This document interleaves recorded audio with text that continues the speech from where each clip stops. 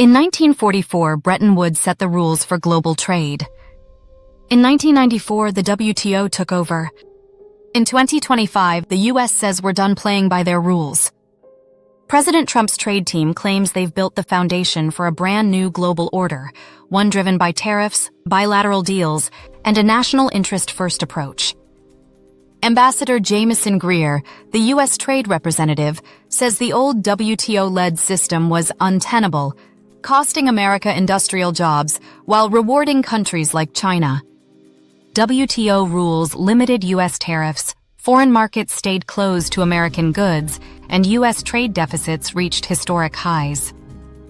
The so-called Trump round flips that model.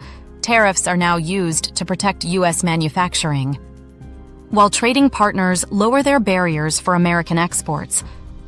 Deals have already been signed with the EU, South Korea, Vietnam, Japan, and more, covering nearly 40% of U.S. trade.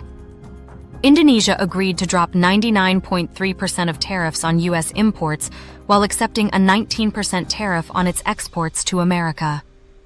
Similar concessions are coming from Vietnam, South Korea, and others. These agreements also include strict labor, environmental, and anti-forced labor standards changes.